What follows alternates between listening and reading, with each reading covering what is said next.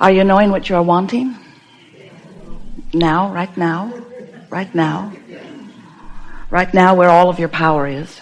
Right now where your ability to focus is. Right now where you are, because of what you're thinking, emanating a frequency, an influence, you might say, that law of attraction is responding to. And so everything about this moment in time, or any moment in time, is more powerful than most people realize. Because in this moment, by whatever you are thinking, and therefore by whatever you are feeling, you are integrating not just into your world at large, but into all that is at large. In other words, your frequency matters. And it is reflected back to you eventually by manifestations, but it is reflected back to you in the moment by emotion, which is guidance, which lets you know your blending, your balance, your energy. The thing that you most want to be influential about is your own point of attraction. And you have so much control about what comes to you because you have control about where you give your attention, what you ponder, how long you stay focused here or there. By deliberately choosing the subjects that feel good when you ponder them, so that you focus longer until there is more vibrational momentum and therefore more power, more connection with source, therefore more leverage, therefore more positive influence. The first thing that you influence is your state of being, your personal point of attraction. And once you get a handle on that, and it doesn't take long, and you're consistent about the way you approach life, you're consistent about the way you respond to things, you're consistent about the well-being that you feel no matter what, your freakouts become fewer, and your substantial knowing what you're doing becomes more frequent, and your love is consistent, and your concern becomes less and less. As you get a handle on your approach to life, which for most of you means, to a large part, your response to life, then what begins to happen is you begin to see the benefit of caring about how you feel, which gives you the ability to align with the whole of who you are, which gives you a leverage or an influence that we can't even define mathematically, but you will be able to define in the way life is unfolding for you, in your relationships, in even the new relationships that you have with so many people that you are encountering on a daily basis. You are so much more than you know here in these physical bodies. And that larger part of you, sometimes you call that part of you your soul. We have been calling it for quite a long time your inner being. That part of you is always flowing with you, while often you may be oblivious to that. But your emotions will help you to know how in sync or not in sync, how aligned or misaligned, how allowing or not allowing, how much you are allowing yourself and your broader self, your inner being, to be integrated in this moment. Your inner being is always flowing to you. But your receptivity of that is really what we want to talk about here today. Just because this well-being is shining to you does not mean you're letting it in. And if you're angry, your anger means you're not. If you're frustrated, your frustration means you're pinching it off too. If you are having one of those moments where you are feeling so much love you can hardly stand it, that means that you are in sync with who you really are. And the coupling of you and you is really what the art of allowing really is. The coupling of you and you is really where your vibrational clarity is. It's where your power is. It's where the influence that you came here to offer is. It's where you become part of the solutions instead of fanning the flames of the problems. It's where you become the you that you've intended when you made the decision to come into this physical body. So you were source energy before you focused into this physical body. And the larger part of you still is that source energy. But here you are, magnificent you.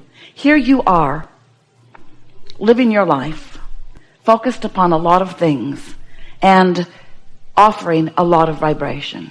And so we don't think there's anything more important for you to understand than how it feels when you offer vibration that is in harmony with the whole of who you are, with the love of who you are, of the well-being of who you are, and how you feel when you're pinching that off.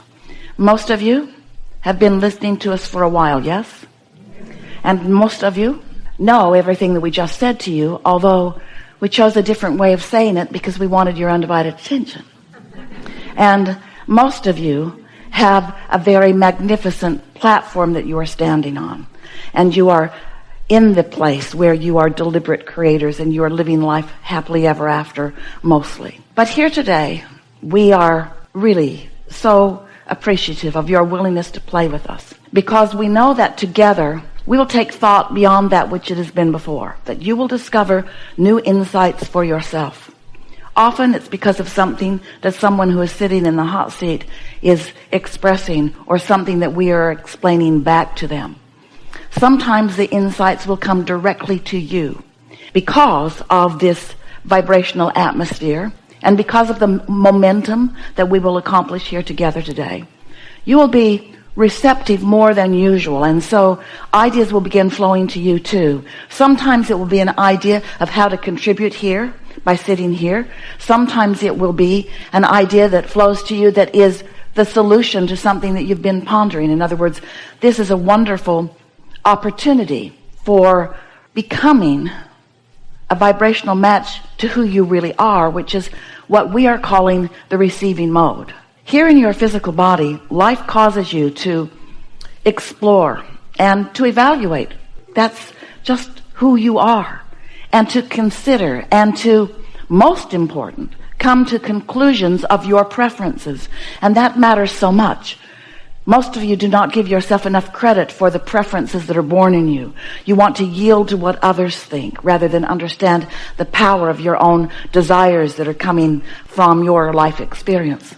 So when that preference radiates from you, we often call it a rocket of desire, because it shoots out when you're least expecting it, and usually when there is some sort of contrast that really is clarifying for you what you don't want, which also clarifies what you do want. And so this vibration radiates from you while usually you're not able to maintain it because it's not the frequency that you usually hang around in. It's like a little sort of mini quantum leap where the situation has just caused you to know for a moment what you want. And when that rocket of desire radiates, your inner being understands it fully, embraces it fully, becomes it fully, holds the vibrational frequency of it fully and forever for you. Now that rocket, as it emanates, you can't see it or hear it or smell it or taste it or touch it. You can feel it if you're paying attention. But it is a vibrational beginning of a creation that has not evolved enough that you can actually see it or hear it or smell it or taste it or touch it, while you may very well know it. So we've been wanting to create a scenario where you can accept the reality and the importance of that desire that is coming forth from you, and how it is received by your inner being, and by the focus of your inner being, held in a vibrational, you could call it a holding place, you could call it a gestation place, you could call it a place of well-being. We've been calling it your vortex. It's this non-place but state of being where all of your desires are vibrational and real, and because of the attention of your inner being, continuing to evolve. Not so different from the gestation of the baby in the womb. And as these rockets that you are emanating continually are received and understood by your inner being, they are an important part of you because you gave birth to them. And while you mostly as humans aren't ready to recognize them as reality. They are. In fact, this vortex is a reality that is more real than any reality that you have allowed yourself to manifest. So today we want to talk not only about how this vibrational reality, how robust it is, and how full of so many things that you care about are, but how you go about, by your deliberate and intentional focus, by utilizing your guidance system, how you go about turning those thoughts to things, witnessing the evolution, the never-ending evolution. Just like a lot of life happened before you actually launched that rocket, a lot of that rocket of desire, a lot of that becoming is going to become before it is obvious to you that it is becoming. But you could, if you knew what you were doing, you could observe it in its earlier stages, and you could enjoy it in all of its becoming before it bursts out into the manifested scene. And this is what we want so much for you to understand, because the majority of your life is about that part of it. You say, I want this, and then you often remain in a state of dissatisfaction until you see it. And your attitude is, I'll believe that when I see it. And we want you to come to know you've got to believe it before you see it. And the more you believe in it, because you're basing it on a different criteria than its full manifestation, you can see plenty of full manifestations by looking around at what is already created. But there's no juice in what's been created. The juice is in what's becoming. And your satisfaction in life is always about you being conscious and aware of the becoming. You are creators. You are creators. And you are interested in creating. And you think that you are creators who are interested in creations. But you are not. You are creators who are interested in creating. Because it is the in the moment, hands-on, hands in the clay, conscious awareness, clarity of the creating that is where the satisfaction is, you see. We have enjoyed the interaction with you, specifically with you. The vibrational place that you brought to this room was wonderful at the beginning, and even more wonderful now.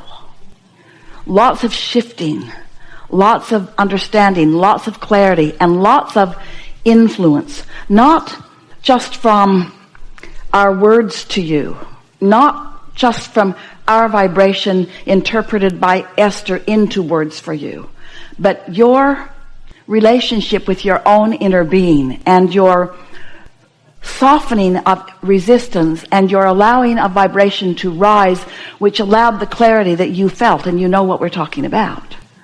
So there's really nothing serious going on. You are creators here to create. And you're not here as problem solvers. You're here as solution discoverers. But one comes before the other. You're not here as fixers of broken things. You're here as discoverers of new things. And sometimes you just don't look for the new thing until the old thing feels broken to you. It doesn't have to be broken for you to evolve, but it doesn't hurt that it sometimes is. So your life experience is showing you all kinds of wonderful things. You're right on track. Everything is unfolding so well. Be easy about it. And trust this, that your inner being knows you, knows everything about you.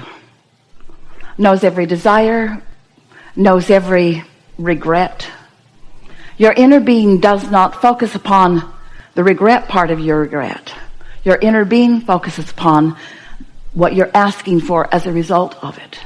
And so you have such attention and such appreciation and such, there's no other word for it other than power backing you, rooting for you, and loving with you in absence of any judgment, in absence of any forgiveness.